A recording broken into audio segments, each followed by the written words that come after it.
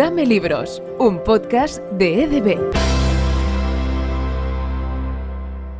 Bienvenidos a Dame Libros, un podcast iniciativa de la editorial EDB, donde hoy presentamos una saga de grandes aventuras con unos protagonistas que de verdad os aseguro no os dejarán indiferentes. Hoy conoceremos los personajes de Marta, el personaje de Carlos y también su abuela Rosario, y es que encontraréis en los siguientes títulos La abuela espía y el tesoro maldito y La abuela espía y las joyas de la corona. Tremendo, de verdad. Hoy tenemos ocasión de que estén con nosotros sus autores. En este caso saludamos primero a Javier Ruescas. ¿Cómo estás, Javier? Bienvenido. Hola, ¿qué tal? Muy bien, muy contento de estar aquí. Un placer que nos acompañes. Tenemos con nosotros uno de los escritores más conocidos entre el público joven. Trabajas en varios y diferentes proyectos audiovisuales, además de escribir, pues también hoy estás muy activo en TikTok y tienes varios podcasts, cosa que celebramos muchísimo. También lo hace Andrés, 15 años. Él pues es maestro de primaria desde hace más de 10 años entre Barcelona y Madrid. Profesión pues que te apasiona. Andrés, bienvenido. Muchas gracias, muy bien, aquí muy contento de estar aquí con vosotros. Y encima ahora lo combinas con el hecho de ser escritor, que menuda aventura también, ¿no? Polifacético. Hay que estar metido en todo, eso sí que es verdad, ¿eh? Las nuevas generaciones, y bueno, yo creo que todos en general tenemos que estar preparados para estar para un roto y un descosío, ¿no? ¿Qué dicen? Total. Chicos, enhorabuena por estos dos títulos que están atesorando un éxito extraordinario. En nada os daremos cuenta de ello, porque hoy en este podcast, que como bien sabéis ponemos a las y los lectores en primera línea, nos acompañan los alumnos del CEIP Pío XII en Castellón y en el colegio también de San Vicente de Paúl en Gijón. Todos ellos, una serie de niños y niñas que nos traen una serie de preguntas que, bueno, que os van a ir planteando y que evidentemente pues vosotros tendréis que responder. Y luego además tendremos ocasión de que nos den su opinión sobre las aventuras que habéis escrito y os aseguro que también os va a dejar absolutamente maravillados. Así que antes de empezar yo me quedo con un detalle. Me gustaría destacar el papel de la abuela, ¿no? Es decir, de la abuela más allá del personaje, ¿no? Todos tenemos una abuela que como siempre ha sido un poco como el pilar familiar de, yo creo que de todas las familias españolas, ¿verdad? ¿Os habéis inspirado en alguna de vuestras abuelas o en algún personaje de alguna abuela mítica que hubierais conocido? Sí, básicamente la mía, una de las mías. Literalmente, tanto por el nombre como en la estética de las ilustraciones de Ignacio, le enviamos fotos suyas y sale tal cual, muy reconocible. Sí, la abuela Rosario es la abuela de Andrés. De hecho, vamos, Carlos es el hermano de Andrés y Marta es mi hermana. Y también sacamos fotos y les explicamos un poco a Ignacio cómo eran ellos de peques para que fuesen los protagonistas de la historia. Y después ya, claro, aparte de la abuela Rosario, que es la de Andrés, la hermana de la abuela Rosario es la abuela María, que también trabaja en esta agencia tan peculiar y está basada en mi abuela. O sea que, vamos, pero bueno, hemos robado a toda nuestra familia sin ningún tipo de permiso y les hemos metido. Oye, pero qué maravilla. Esto no, a ver, siempre quien más quien menos se inspira en todo aquello que vive en su vida, ¿no? En historias o en anécdotas, pero también en personas que se cruzan en ello. Vosotros habéis cogido a vuestra familia y la habéis puesto en una historia. Bueno, y qué historias, ¿no?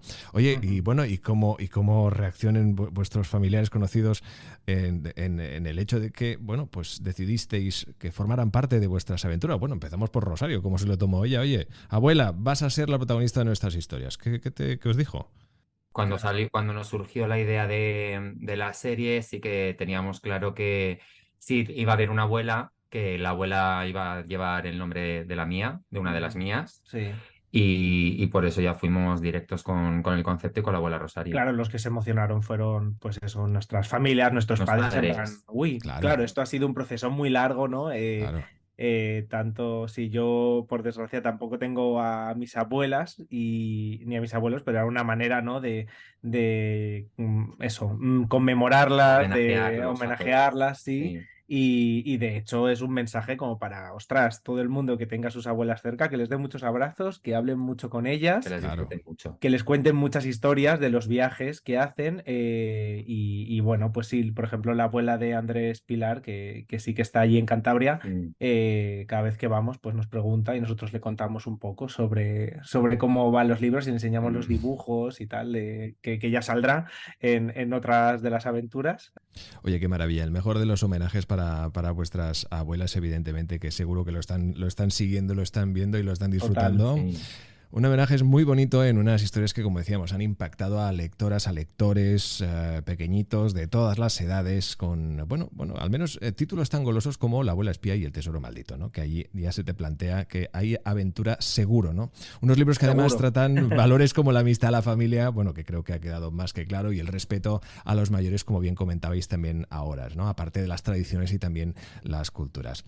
Antes de entrar un poco en la que serían la sinopsis de los libros, y también, porque en esto ya aquí yo me callo, porque la gracia es que evidentemente las lectoras y lectores os pregunten, decíais, esas ilustraciones, ¿cómo de fundamental es una buena ilustración para que evidentemente pues un libro y como una historia como las que vosotros proponéis funcionen? Uy, absolutamente. Mira, de hecho, era lo que más nos bloqueaba en el sentido de cómo iban a ser esos dibujos o cómo imaginábamos esos libros, pero en cuanto dimos con el arte de Ignacio Hernández, que es el ilustrador, todos estuvimos de acuerdo en la editorial, nosotros lo vimos clarísimo y de hecho la libertad que ha tenido él ha sido absoluta. Nosotros leímos algunas pautas, evidentemente aparte de las fotos de nuestros familiares, le dijimos algunos detalles de lo que imaginábamos más allá del libro, ¿no? Pues en la portada podría salir esto, lo otro, pero luego él tuvo toda la libertad y de hecho hizo muchísimos cambios que fueron todos para mejor y cualquier imagen que nosotros teníamos, él la multiplicó por más, era más emocionante, más aventura la imagen, más color, se le veía en las caras, ¿no? De los personajes, no solo de los protas, sino de todos estos secundarios que él se tuvo que inventar en base solo a la descripción de los libros y las descripciones también de los lugares y fue alucinante. Para mí me parece fundamental porque, bueno, Andrés lo puede corroborar como maestro que es, ¿no? Pero yo recuerdo como lector de 8 años o así que si a mí la ilustración no me llamaba la atención, me era más difícil acercarme al libro con 7, 8 años y de repente veía un libro explotando de color y decía, uy, este Sí. es el mío.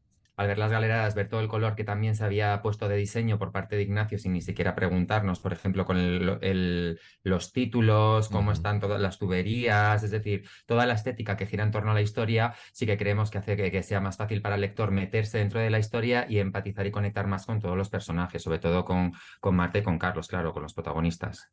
Sí, porque además el libro cuenta con estos momentos de intervención, tanto de Carlos como de Marta, durante la narración, que aparecen con bocadillos aclarando cosas o picándose a lo mejor entre Sí. ellos o Acotando, jugando. claro. Sí, exacto, como casi como un cómic y esto entre el equipo de diseño de EDB, que ha sido una maravilla, e Ignacio, han hecho pues que el libro se multiplique en calidad, ya os digo. Qué bueno, sin duda, sin duda. Además, pues hace que evidentemente vuestra propuesta literaria sea pues tan atractiva como ingeniosa a la par, ¿no? Gracias. Atención, porque La abuela espía y el tesoro maldito, como os decía antes, en este primer título, pues te plantea cosas tal que así. ¿Has luchado alguna vez contra una serpiente de 8 cabezas con sus 16 colmillos venenosos y que aparenta estar muy hambrienta? ¿Has viajado en un vehículo de velocidad supersónica para recuperar el tesoro imperial de Japón? Pues imagínate, ¿no? Carlos y Marta sí, pero lo más alucinante es que lo hacen pues y afrontan todos estos peligros con su abuela Rosario.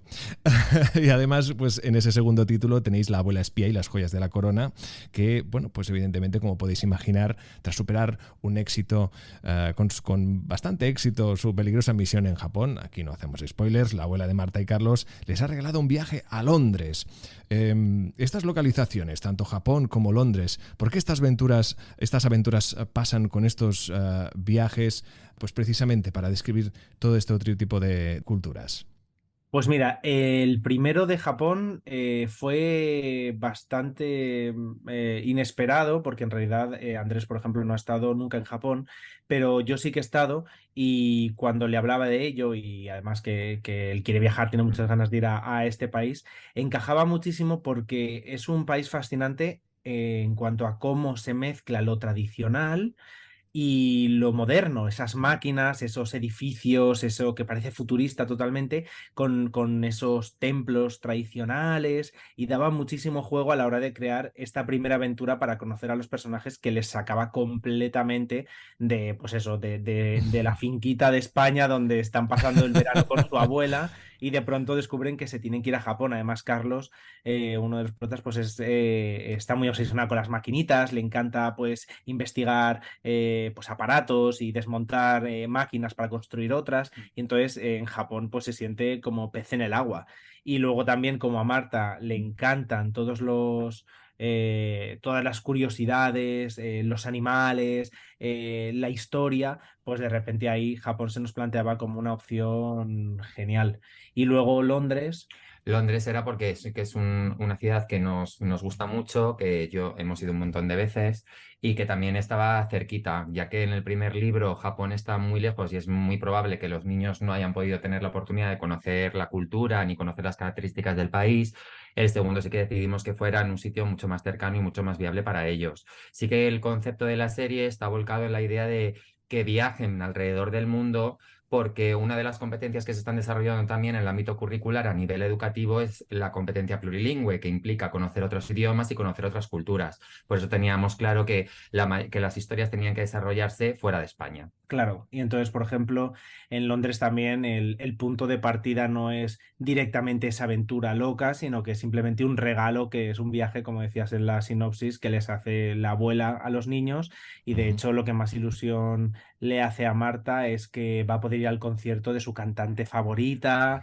En fin, que también Londres ofrece muchas posibilidades, ¿no? Y así vamos viendo, pues, otros lugares. Y también no solo en la ciudad, sino el llegar allí, ¿no? Ese momento de coger por primera vez un avión, ver cómo funciona todo un aeropuerto, en fin, que da la oportunidad para hablar de muchas cosas que son interesantes. Claro, dabais en un detalle interesante y es este valor educativo que tiene vuestra historia, entre otros muchos, que entiendo que no sé qué fue primero, el hecho de que el qué querer transmitir con vuestra historia o primero crear la historia y luego basarlo en estos valores educativos que comentabais. ¿Cómo fue el proceso? ¿Cómo se os ocurrió escribir estas historias juntos? No, realmente todo partió de la historia, de un viaje de Javier con su familia a África, al safari. Se fueron de safari Sí. y Javier conoció Wow. a una señora que llevaba un nieto de viaje y le llamó mucho la atención que la abuela se llevaba cada año a un nieto de viaje por el mundo, a un país distinto, para que los nietos pudieran conocer otros lugares. Y hablando, cenando un día, él se le ocurrió la idea de escribir algo vinculado con esta idea y yo le dije, ¿y qué pasaría si la abuela fuera una espía? Y a partir de ahí se empezó a desarrollar todo el universo. Todo, y a partir de ahí ya, como yo nunca había escrito infantil, no me atrevía porque me da mucho respeto, precisamente porque es una literatura muy emocionante, con un tono que tiene que enganchar a los lectores más exigentes, que Claro. son los niños, y a mí me da mucho respeto hacerlo, pero Andrés, que se pasa el día entero trabajando con los niños en clase, sobre todo además que muchos de sus alumnos tienen 8, 9 años, 7, que es la edad de los lectores que tenemos pensados. Pues claro, estaba todo el día creando historias para el trabajo, pensando proyectos para enganchar a los alumnos, y maneras de enseñarles que fuesen más atractivas y divertidas. Y decía, joder, Andrés, si es que estás todo el día creando cosas, podemos aprovechar esto, y entre lo que yo creo de historias y lo que tú sabes de todo lo demás, pues podemos crear una serie muy chula. Y entonces a partir de ahí, pues ya fue surgiendo la abuela espía y todos los elementos. Pero fue en esa cena que dice Andrés de hablarle de esta señora. Y de pronto decir, ostras, pues si fuese una espía, ¿qué pasaría? Y a partir Claro. de ahí se nos ocurrió ya en esa misma cena. Bueno, estábamos cenando de hecho en un japonés, y entonces Sí, Mira, directamente dijimos, pues en la primera en Japón, lo mismo fue eso, lo que nos inspiró, fíjate, ahora ostras. que caigo. Mira, y yo ahora que precisamente, y seguro que a todos los que nos escucháis os está dando la misma impresión, y es que creo que os lo habéis pasado muy bien inventando estas historias y habéis reído muchísimo, porque las situaciones divertidas, comprometidas, surrealistas se habrán dado en vuestra imaginación y se habrán plasmado en estas historias que os invitamos desde ya a que las escuchéis, de la misma forma que lo han hecho las alumnas y alumnos de las escuelas que, como os presentaba anteriormente, han querido plantear preguntas y evidentemente pues vayáis respondiendo, ¿de acuerdo? genial. Vale.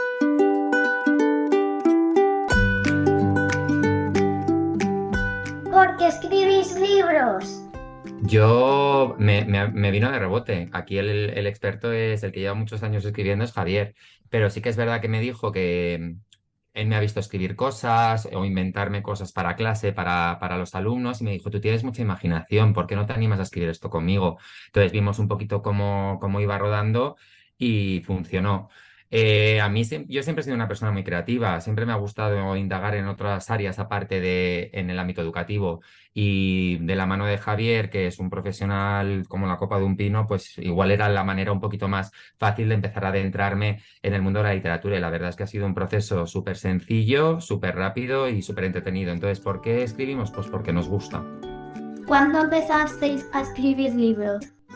Yo empecé a escribir libros realmente con 9 años. Tenía un cuaderno, un bolígrafo en casa de mi abuela precisamente, y allí me puse a escribir porque no tenía pinturas para dibujar, y a partir de ahí ya seguí escribiendo cada vez historias más largas, con más aventuras, con más personajes, y empecé a publicar ya más mayor, obviamente, con 21 años, y desde entonces pues no he dejado de trabajar de ello. Escribo novelas, escribo relatos. Tengo un curso de escritura también porque hay muchos chicos y chicas que quieren escribir y no saben por dónde empezar, y pues con YouTube y con las redes sociales pues encuentran ahí consejos y lecturas que recomiendo pues para saber un poco cómo hacer el camino. ¿Cómo decidisteis el título?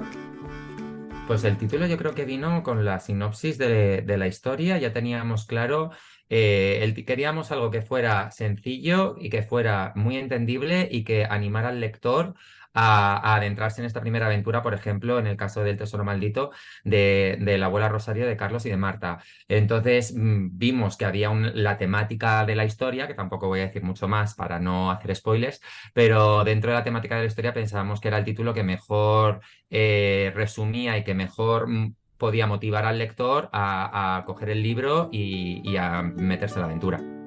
¿Cómo ocurrió lo de los relojes? Bueno, en la tecnología que se usa en la Nana, que es la Liga Ancestral y Nacional de Abuelas y Nietos Asombrosos, que es donde trabaja la abuela Rosario y donde se meten a trabajar también Carlos y Marta, tiene muchísima miga. Al final tienen desde el Takataka, que es este coche que puede volar, que puede ir bajo el agua, que puede ir sobre tierra en cualquier terreno, y también están los cucos, que son estos relojes que se menciona en la pregunta. Y estos relojes se nos ocurrieron porque qué manera tan útil, ¿no? En lugar de estar con el móvil, de tener ahí información, que te echara una mano, que pues a lo mejor se encendiese la luz cuando necesitabas una linterna, que se pudieran comunicar con ellos, y al final pues es una herramienta más dentro de toda esta tecnología que se irán descubriendo a lo largo de diferentes libros, porque hay mucha tela todavía que cortar sobre la tecnología de la Nana para luchar contra la Tata. ¿Cómo se os ha ocurrido la Nana y la Tata? Pues teníamos claro que igual que había una liga de abuelas, una liga de abuelas que se encargaban de luchar contra circunstancias que sucedían alrededor del mundo y que querían perjudicar a la sociedad, pues tenía que haber otra de abuelas que habían salido de la Nana y que realmente lo que querían era pues conseguir cosas, tesoros y robar elementos que fueran importantes para la sociedad o para el planeta. Entonces estaba claro que en ambos casos iba a haber una liga de abuelas que iban a ayudar a intentar resolver los conflictos o los problemas que pudiera ocasionar, y otra de abuelas que eran las que iban con sus nietos también a intentar pues salirse con la suya. ¿Qué tal esto de escribir a dos manos? Es algo que no estamos acostumbrados en la literatura infantil y juvenil. Pues una experiencia genial porque nos complementamos, en lo que uno es bueno enseña al otro, y es una experiencia que tiene que ver mucho con la generosidad. Cuando se escribe con otra persona se tiene que entender cuál es el talento de uno, pero también cuáles son los fallos de uno mismo, para además decirlo y decir, oye, en esto no soy tan bueno, ¿me puedes ayudar? Y que la otra persona pues te eche una mano con ello. Ha sido muy bonito, ha sido muy divertido, es mucho más entretenido porque siempre te lee alguien, ¿no? Terminas de escribir una parte, se la mandas a la otra persona, Andrés lo lee, escribe lo suyo, me lo manda a mí, yo lo leo, y entonces es mucho más divertido porque desde el principio ya tienes un lector ahí presente que te va aconsejando o que te va diciendo, oye, pero vamos por aquí, vamos por allí. Pero también lo que tenemos que hacer es tener muy clara la historia desde el principio. Antes de empezar, hacemos un resumen entero de la historia, desde el principio hasta el final, para que las dos cabezas pues vayan al mismo tiempo hacia el mismo lugar. Acabamos de escuchar las preguntas que han sido debidamente respondidas de los alumnos del CEIP Pío XII de Castellón. En este caso han sido Layan, Minerva, Mireia y María, junto a su profesora Rosa. Ahora nos vamos a San Vicente de Paúl, este colegio de Gijón, donde escucharemos a Izan y Valeria acompañados de su profesora Tamara. ¿Cuánto tiempo tardasteis en escribir la historia? Cada título yo creo que entre 2 y 3 meses. En función de los timings que hemos tenido también con nuestros respectivos trabajos, lo principal era el momento de escaleta. Así que la escaleta, que es este resumen del que hablaba Javier antes, en el que teníamos que matizar para capítulo por capítulo, sabiendo la cantidad de capítulos que teníamos, necesitábamos saber qué era el punto principal en cada uno de los capítulos para conseguir que la historia tuviera ritmo, que no fuera aburrida y que se sucedieran todas aquellas cosas que habíamos creado en el resumen previo. Entonces, a partir de la escaleta todo empezaba a ir rodado. El primero que podía lanzarse a escribir porque tenía más tiempo se metía de lleno con la historia, y a partir de ahí pues nos lo íbamos pasando mutuamente, pero entre una media de 2 y 3 meses, yo creo, ¿no? ¿Cuándo y dónde soléis escribir? Pues escribimos en cualquier lugar. Escribimos sobre todo en casa, cada uno en su ordenador, pero también hemos escrito en aeropuertos, incluso hemos escrito en un hotel. Pues a lo mejor si estábamos viajando y se nos ocurría una idea, apuntábamos cosas en cuadernos o en el móvil, donde se pudiera, y luego ya era mucho de hablar, estar todo el tiempo hablando y contándonos la historia uno al otro hasta que dábamos con ideas que funcionasen. También, ojo, escribir no es solo la parte de teclear la historia, también es a lo mejor ver una película o leer un libro. Para inspirarse. Eso es, escuchar una canción y que de repente te inspire y digas, oye, esto debería salir algo así en nuestro libro, y a partir de ahí puedes introducirlo. Notas compartidas también, para cuando a uno se le ocurría una idea, pues que el otro automáticamente lo pudiera ver. Bueno, ha habido ahí un poquito de todo. ¿Qué es lo mejor y lo peor de ser escritor? Pues mira, a ver, lo mejor de ser escritor es que tienes la oportunidad de contarte esas historias y luego muchas veces conectar estas historias con lectores que a lo mejor no conoces, y de pronto dices, ostras, pues algo que a mí también me preocupa o me gusta o me emociona, también pues preocupa, gusta o emociona a alguien que no conozco, y le haces a lo mejor el día más feliz. También creo que escribir es algo casi como una necesidad. Nos gusta contar historias y desde pequeños pues lo hacemos de una manera o de otra.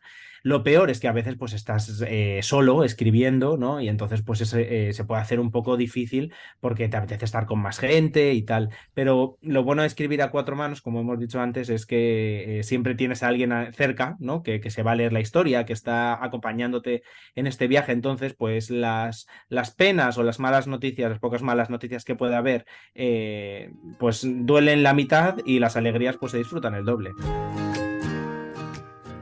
Recomiendo el libro porque es muy chulo y tiene muchas cosas, y puedes tocar una canción de flauta que hay. Yo recomiendo el libro para el segundo ciclo de primaria porque es un libro que puede gustar tanto a chicos como a chicas, y aparte de que vive como en la fantasía de una realidad paralela, todo ocurre en sitios reales con aportaciones de la vida real, en este caso en Japón. Pero por lo que veo puede ser que nuevos emplazamientos puedan haber diferentes situaciones. A mí lo que me gustó fue cuando el niño se subió al Takataka y cuando encontraron a la serpiente de 8 cabezas. Lo recomendaría porque me resultó divertido y me gustaría leer más libros que continuaran la historia. Lo que más me gustó fue cuando se montaron en el coche volador, que la espía fuera una abuela y que había una serpiente con 8 cabezas. Recomendaría el libro porque era muy chuli, era entretenido y apetecía seguir leyendo. Sin duda, alegrías las que generan las historias de nuestros invitados de hoy en esta escritura, en esta doble autoría de estas aventuras fantásticas que a su vez son un maravilloso homenaje a las abuelas de todo el mundo, a las abuelas de España, también obviamente a las abuelas de nuestros escritores. Hoy sin duda hemos tenido ocasión de disfrutar de 2 títulos que también hemos comprobado que lo han hecho muchísimos niñas y niños, que lo hacen cada día muchos más y que os recuerdo pues muy rápidamente. Y los títulos son los siguientes: La abuela espía y el tesoro maldito, La abuela espía y las joyas de la corona, editados por la editorial EDB. Hoy con nosotros sus autores, Javier Ruescas y Andrés Quinzaños. Muchísimas gracias a los dos por acompañarnos. Muchas gracias. Muchas gracias a ti. Descubre todas nuestras publicaciones literarias y educativas en edb.com y síguenos en redes sociales.